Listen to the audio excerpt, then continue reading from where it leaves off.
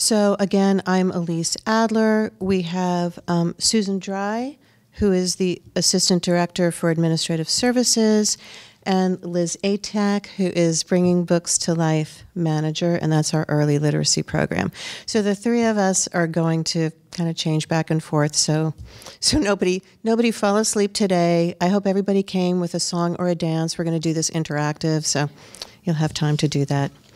I'm just kidding. So I think first off, I'm going to get Susan Dry up here to talk about the funds and the eligibility requirements. So Susan Dry. Well, that was quick. Yeah. Is it this way? Right there. Are you Okay, I guess we went through that. Okay, an overview. So, all of you are here hopefully to get some funding from Metro. And as Elise says, we are new to this process because this year it has been delegated to departments that are familiar with these programs to oversee. So, briefly, the Community Partnership Funds, it's going to be a competitive grant process for nonprofits serving the residents of Davidson County, which is why we are all here. The CPF awards are intended to deliver community services that are not already provided by Metro government departments, and that really should say, or to enhance existing Metro programs. So that's a very confusing slide, but wanted to make sure that you understood it's either something that we are not already providing or something that we are providing that can be enhanced by your programming. And as it says, these are now going to be managed by some of the departments, of which the library is one of those departments.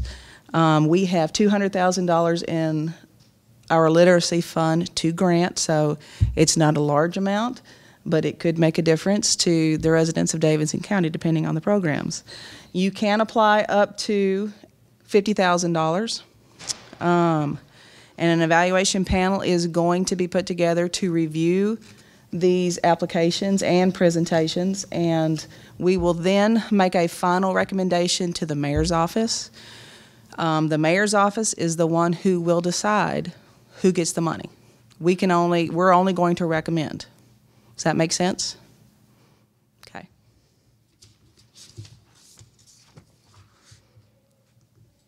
So going over the nitty-gritty of some of these is the eligibility. In order for you to be able to apply, you must be a 501c3 designated nonprofit. You need to have been in existence for at least 3 years, and the Metro requested funds cannot exceed 20% of your total revenue from last year. Recipients must provide a copy of an audit conducted by a certified public accountant for the latest completed fiscal year. And if you are a nonprofit with budgets of less than $50,000 and you're requesting less than $5,000, then that does not have to be audited. Recipients must have an updated profile in Giving Matters, and that's the nonprofit database maintained by the Community Foundation of Middle Tennessee. I would hope that most of you, if not all of you, know what that is. And nonprofits applying for direct appropriations are ineligible to submit applications for CPF. Okay? If you have any questions, like Elise says, please write them down and we'll try to get to them at the end of this presentation. Okay? Okay, so now we should be to the overview of the request for proposal. So this piece is important just because it's nonprofits who provide programs, services, and activities that will positively impact third grade reading levels in Davidson County. Huge issue, as I think we probably all know, and that's either through direct service to children or to adults who care for them. That can be, families, that can be child care providers, so that's broad. But it really should all lead back to third grade reading levels. We also want people to be familiar with, and we'll talk about that later on, very soon actually, in alignment with the Blueprint for Early Childhood Success. And in just a minute, Liz is going to come up and talk about that if any of you are unfamiliar with that. Applicants are urged to demonstrate their use of Nashville Public Library's services and resources in your work. So I promise that's not a self-promotion deal, but for us it's really important in terms of accessibility.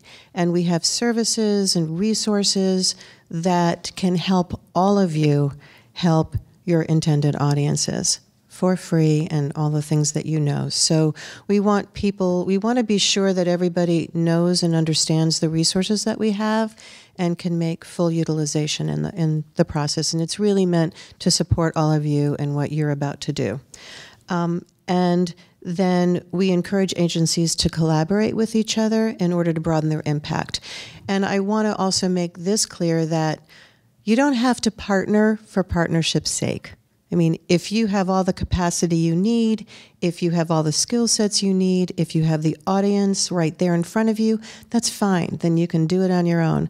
What we find is that typically if you partner, you broaden your audience or you increase your skill sets or capacity.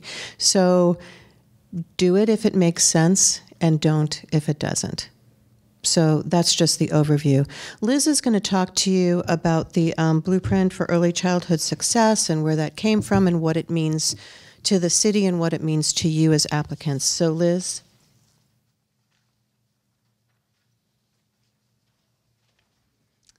All right, I'm going to give a really high-level overview of the Blueprint. I think most are you all familiar with the Blueprint for Early Childhood Success? I see a lot of heads nodding. That's great. So I don't feel so bad about my super high-level overview. So just a quick slide about why third grade reading levels matter. Here in Nashville, it's actually this is no longer the current statistic. The current statistic is actually worse.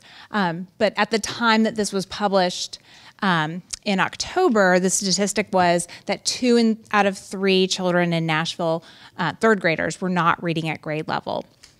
And that statistic has been shown, or that indicator has been shown to have a negative impact on the rest of their lives. 1 in 6 children who don't read on grade level in third grade, 1 out of 6 will drop out of high school without a diploma. They will earn half the annual income of their peers, and they have higher incidences of arrest or incarceration. And we also know that once you get to third grade, you're actually reading to learn instead of learning to read. And so it's a really important milestone in a child's life. So the Blueprint was the culmination of about 9 months of work. A lot of people, there was actually a 22-member working group. Lipscomb University also contributed research. And they solicited community-wide input. I'm sure many of you actually contributed to the research to come up with a community-wide response to this literacy problem. They came up with 29 specific recommendations for action, and those fall under 6 pillars: birth to age 3 supports, improving the quality and access to pre-K, strengthening Metro schools' ability to meet student literacy needs, substantially reducing chronic absenteeism, stemming the tide on summer reading loss, and also looking at maximizing out-of-school time, as well as just raising the public consciousness of the importance and urgency of early literacy. So all of those recommendations fall somewhere under there. The mayor's office was heavily involved in this, and this really is a priority for our city. And the great news is that there's ways for everybody in the community to tap into some of these recommendations. For our purposes here, we're prioritizing pillars 1 and 5. And 5, if you look at the tier 1, those are the most urgent recommendations. In pillar 5, they all focus on summer. We know that a lot of you operate in the summer as well as during the school year, so we wanted to broaden that to encompass after school as well, just because we know a lot of you are doing really important work in there. So if you haven't already, I really encourage you to familiarize yourself with the Blueprint. I did not put the website for the Blueprint on here, I'm realizing now, but if you want to read the entire blueprint, as well as all the research that went in, which is actually, I think, very helpful information. You can find it at Blueprint for Early Childhood Success, all one word, .com. And if you also just Google Blueprint for Early Childhood Success, it'll come up. All right? I think that's it. Back to you. All right, so you guys also tell me if I forget to change a screen, okay? So just things to consider before you start the process. And some of this might be obvious, but it's worth saying so we all understand the expectations. So just be sure that you're really intentional about your target audience and who specifically benefits. Then the what is, what do you have to offer to this group? And it's important to know what the problem is so that you can get to the solution. So, to be able to articulate what the problem is, what the solution is, who your audience is, how they're going to benefit, and then how do you do it, whatever the it is. How do you plan to do it, and what's the intentionality for how is it going to work? So the proposal itself, we're going to go through to change the screen. So we're going to go through the entire proposal. So this is basically what you're going to be articulating in the process. So what's the purpose of the proposal? Really short and high-level statements. This is your 30-second or less elevator speech, basically. So just sum it up, just make it succinct, and that's it. So at this point, and I'm going to tell you the scoring, so it's all real transparent. There is no score on this, but it's important for us to know on the front end. And then describe the problem that you plan to solve. So what is the need for the work outlined? And I think in any of our day-to-day business, all of us, everybody in this room, is doing what you do because it's based on need. I'm making that assumption, and I think it's a good one. And then, is there data to support it? And if there is, be sure and state that. So that's 5 points on that question. The describing your proposed solution to the problem, make sure it's realistic and attainable. And, so we're not solving world peace here, but we might, whatever we do, might at the end of the day, but it's not all about that. So just be sure that whatever you're doing is realistic and attainable. Does your solution align with the recommendations outlined in the blueprint? That's really important, and you can articulate how. And it's a creative process. I mean, really, it's broad. I think that there are so many ways that what all of you in this room do will affect this outcome. I hope so. Does the solution provide a program or service not provided by Metro, as Susan said, or does it enhance something that Metro is already doing? So that question will be 15 points. The next one, target audience, is 5 points. So who do you plan to serve, and how does this relate back to the problem and the solution? So next we have describe how the proposal works. So give us a sense of how your audience receives the program, the service, or the activity that you propose to provide. And then, do you utilize Nashville Public Library's resource in your proposed work? And again, really what we want you to do is know all the different opportunities that you have, and the intent of that is to make things most accessible to audiences who need them. Are you going to collaborate with other agencies and organizations to broaden the impact? Again, if it makes sense, and very often it does, but if it doesn't, you won't be penalized. But that area is 15 points. And then what's your proposed budget? So that's going to include the dollars requested as well as the total operating costs. The budget estimates by category, in other words, you should have a line item budget. And then any financial or in-kind contributions by partners, that's going to be 15 points. And I want to say on the front end, in terms of financial reporting, we have asked for additional information. Feel free to ask questions at the end. If we can't answer them, we're trying to get more information right now. And then, are we on the next one? So describe your proposal's impact and how you're going to measure it. So we're asking everyone who applies to articulate at least 2 outputs and 2 outcomes. Most of you probably know the difference. Just in a nutshell, an output is just a straight up number. How many programs? How many locations? How many in attendance? An outcome is, did someone actually benefit? Was there, the intended outcome? Did somebody learn something? Whatever you're trying to do. I use often the computer classes that we provide here at the library. So we might have, 100 over the year. We might serve 10,000 people. Those are outputs. But at the end of the day, did anybody learn anything? So that's the outcome. Provide a clear plan for how your work will be evaluated, by what means, by whom, and with what frequency. So oftentimes, it might be a survey. It might be self-reported by your audience.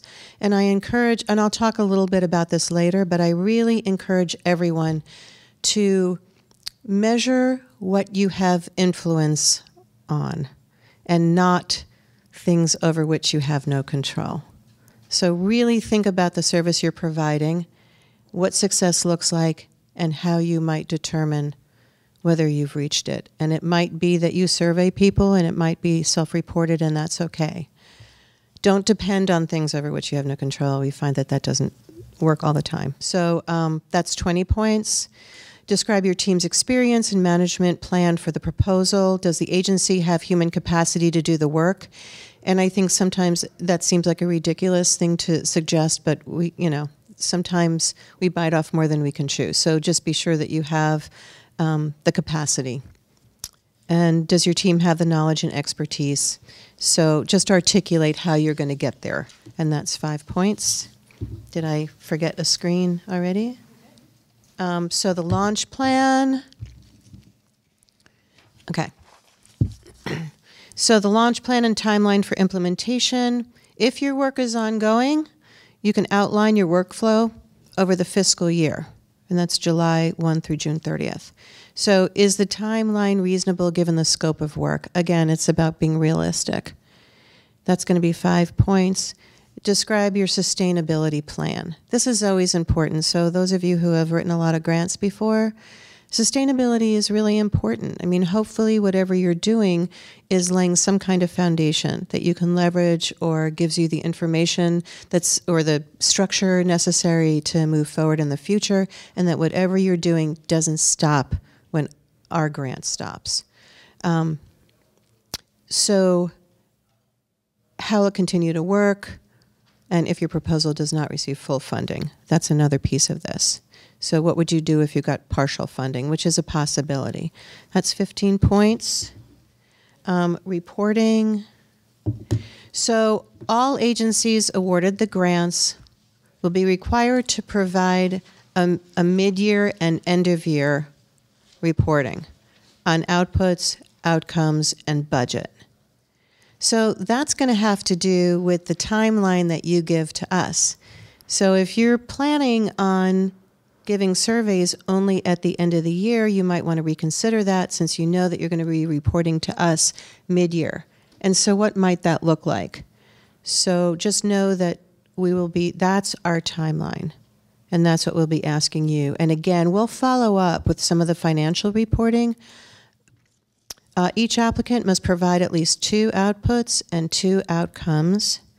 And there's going to be a slide here that's going to show a logic model that helps you. If you don't have your own design, I'll show you in a minute, then we have something we can offer you. And again, the outputs and the outcomes, one is a result, the other one is like baseball statistics, just sheer numbers. And we want both. How will you measure your impact? And again, I encourage you to measure those things over which you have control. And really, on the front end, for whatever you're going to be doing, decide what success really looks like, and then what you have control over, and then how you might measure that. So this is the sample template. I don't know if any of you have worked with a logic model before, but it allows you to I always use the expression, not let the tail wag the dog. It's really hard sometimes. You have to kind of deconstruct what you're doing to really then put building blocks back together to see what you have control over, what service you're really going to hone in on that may and hopefully will have an impact on the larger picture, but you have to get to this building block first. And if you were looking at this particular building block, then really look at that and determine how you're going to get to success there and how you're going to measure that. So this is just a template. Again, we're asking for at least 2 outputs, at least 2 outcomes. If you need further direction with this, you can really use each other as some networking. A lot of you, I know, have used logic models. If you haven't, talk to each other. I learned a lot about it online, and there are as many models and designs as there are people in the universe, it seemed to me. There's a lot of different ways you can do it. You do not have to use this. If you are working with another organization and they have a logic model that they use and it's already in place, use it. Don't feel compelled. We just wanted to offer this in case you've not used one before and if you choose to use this.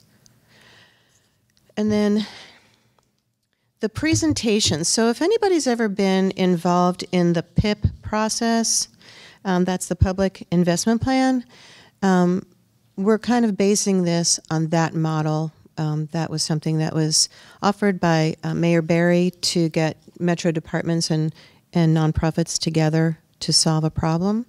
But we were able to, which is either the good news or the bad news. For us, it was great. It gives you a chance to do that. Instead of a 30-second elevator speech, you'll have 10 minutes. You're all going to come back here. We're going to give you a date in March that works for everybody, that you come in and you'll have 10 minutes to do a person-to-person, face-to-face presentation. So it will be in person. You got to be here in person. A PowerPoint is really helpful. It's a chance to make your case to the evaluation panel. So we're going to have 5 to 7 people. There'll be some library folks and then community people, but you'll be able to look at us directly and plead your case, so to speak. It'll be 10 minutes, and then you'll be allowed, we'll be asking questions, which hopefully is the good news because then you'll have even more time to talk about your program.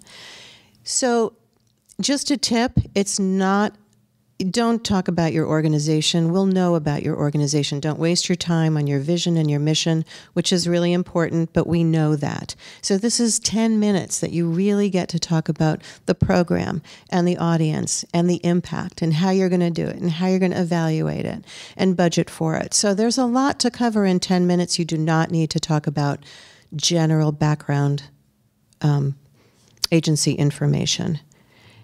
So, and we suggest that you really just follow the format of the proposal application, which we've already been over. So, wait, there's more. So the timeline. All right, so today, first thing, done, check. So we're training an information session here. And then the end of February on the 28th, the applications are due by 5 p.m. Central Time. So, and it says submit proposal via email to Kate Rose, and there's the address.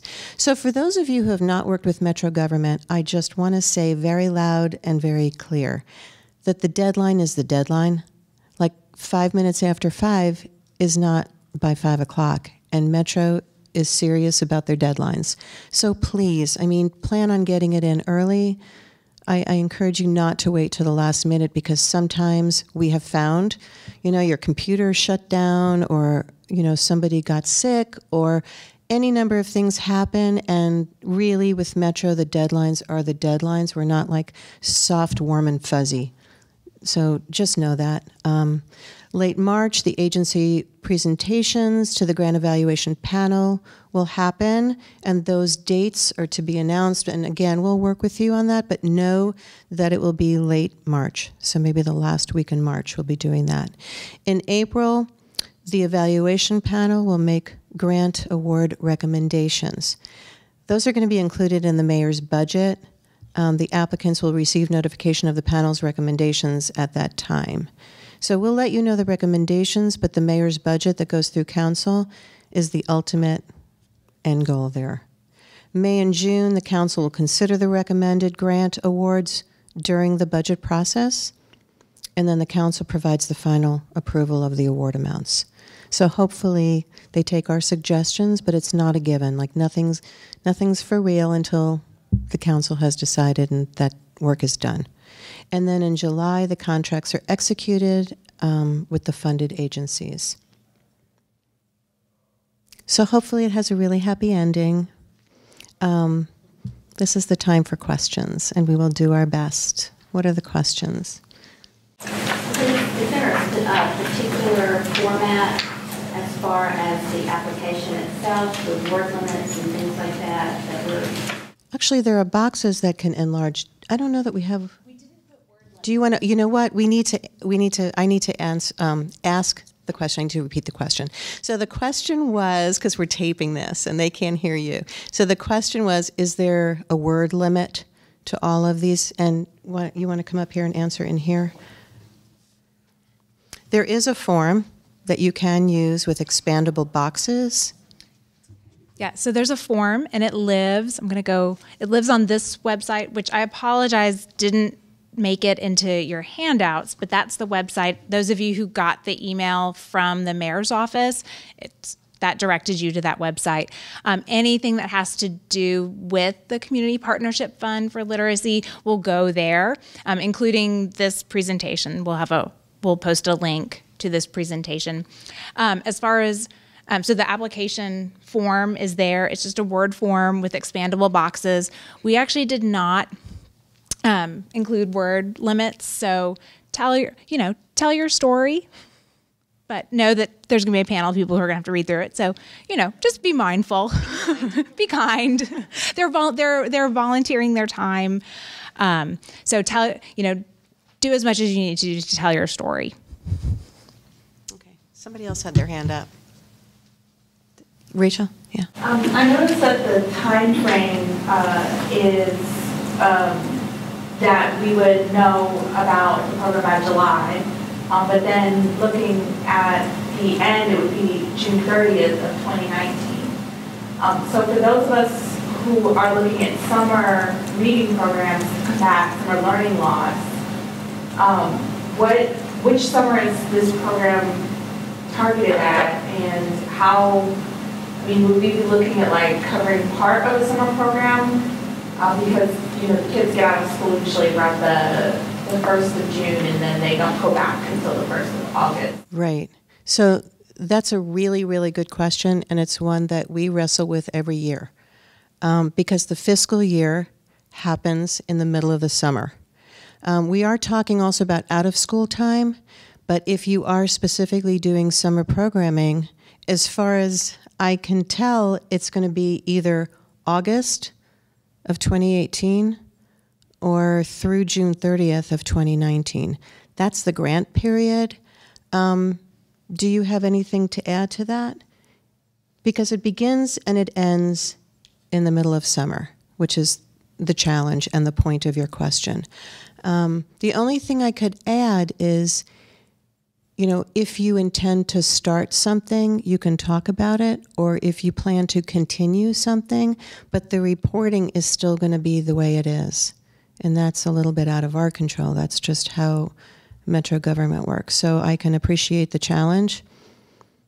If you can speak to out-of-school time as well as the summer, I think that helps. That's the best information I have, unless anybody has anything else. It's a challenge. Yeah. You refer to out-of-school time, you're referring to after-school time or before school time? Or what? Or before school time? When I refer to out-of-school time, I'm referring to any time kids are not in school. So it could be at 3 o'clock in the afternoon, it could be 6 o'clock in the morning, it could be all summer long, it could be over spring break, Christmas holidays. I mean, I think we all know that kids are out of school a whole lot more time than they're in school. So, yeah. So the total amount awarded is $200,000? The total amount that we have for literacy from the Nashville Public Library to award is a total of $200,000, not a lot of money. And each organization can apply for up to $50,000. You mentioned something about financial reporting in your, would you share more about that? Is there more to be shared? What I want to make clear for everyone, which I'm not exactly clear myself at this moment, in terms of invoicing. Do you invoice Metro Government? Is there some other reporting process? Is there anything that we will not be doing? Do you want to speak to that? Susan might be able to. Susan is our financial guru. I sort of can address it. Believe it or not, we've not been given a lot of guidance on this. We've been told that it's going to be up to the granting agency, which means the library, to come up with the forms.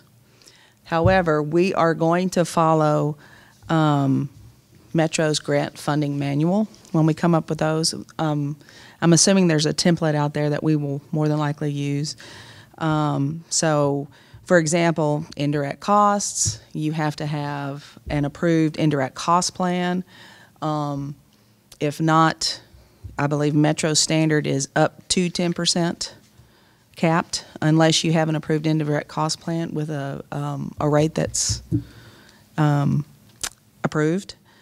There are allowable expenses and unallowable expenses. Those are all in the grants, Metro's grant manual. For example, depreciation and capital expenses are not allowable costs for grant reimbursement. This is a reimbursement grant, to my knowledge, so it's not like you'll get funds in advance. You will have to send in invoices, and it will be reimbursed. I know that the federal government just came out with the one-size-fits-all super circular as far as indirect costs and allowable and unallowable expenses. And Metro normally will follow whatever the feds or the states do. So if the Metro's grant manual is not updated, it will be shortly, and we will be following that. Does that make sense? Yes, when you said it's a reimbursement grant, so does that mean if we are awarded a certain amount of money, then we just keep invoicing Metro up until a certain amount? Yes, ma'am. So does that mean that eventually there will be like a budget form up there to submit with the grant? Yes. Yes. We will have, before anything is put into a contract form, we will have all those forms out there. It's just at this point in time, we don't know what those look like yet, but they will be out there. Well, just to make sure, so you anticipate them needing to be, so will we need to turn in a budget with the February 28th grant?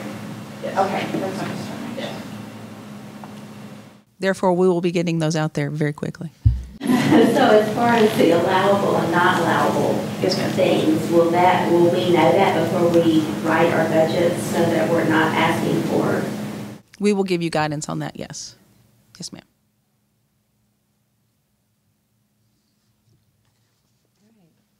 No other questions? Yeah. I do have one more financial question. It's about the audit. So it says the latest complete fiscal year. For those nonprofits who are on a calendar year, Right. how do you speak to? How does that happen? You know, I completely forgot to repeat the questions. So hopefully people will understand by our answers, but this was an audit question if you're on a calendar year instead of a fiscal year. It's whatever, if you're on a calendar year, it's whatever your latest audited financial is. So, does that help? Okay. And there was another question, yeah.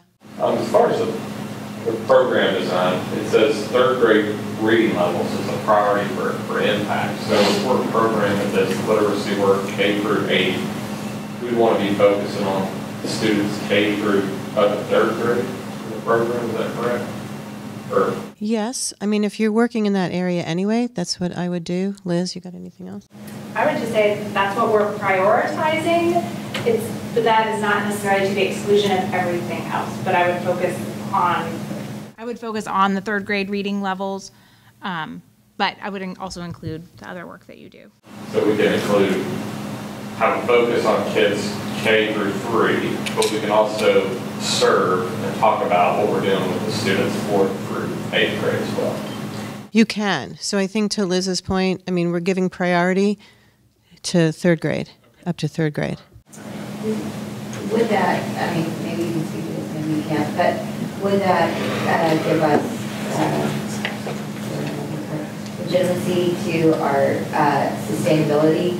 Like, would that support our sustainability and what we're able to do if we can share data on what we're doing with K2 as well as the results we've seen with 4 through 8?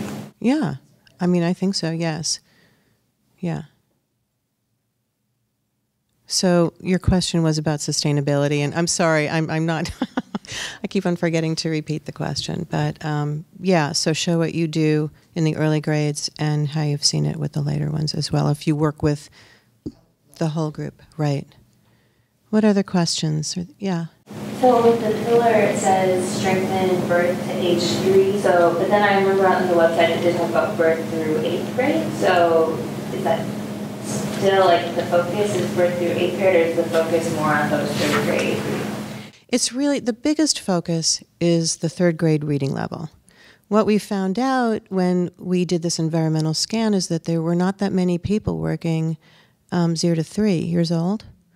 You know, just like all of you, I mean, we're all working in a broader, you know, to a broader audience.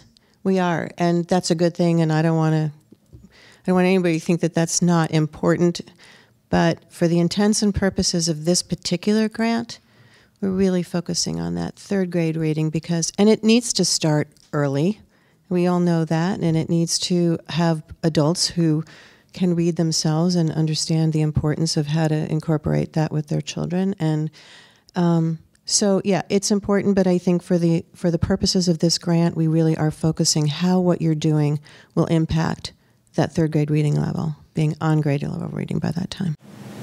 This might kind of be repetitive of the other question, but if we have 0, like if we serve 0 through 8th grade, should this proposal just focus then on the 0 to like 5-year-olds, or should we focus on our whole 0 to 8th grade program?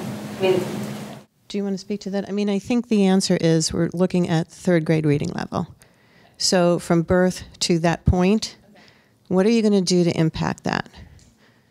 It's really important for 8th graders. It's important for high school students. It's important for kids who have dropped out of college. We know that. But for this particular grant, we really are focusing on that 3rd reading on grade level by the end of 3rd grade. What else? All right, so this is filmed. This will be on the web. We will get you the budget information. Everybody will be getting the same information. And if you do have other questions, be in touch with Kate Rose, and she will get the answers and put those out to everyone. And is there anything else? All right, well, we really appreciate you. Look forward to hearing and seeing your proposals, and thank you for coming. And I hope you all have a library card. And go have a great day. Thank you.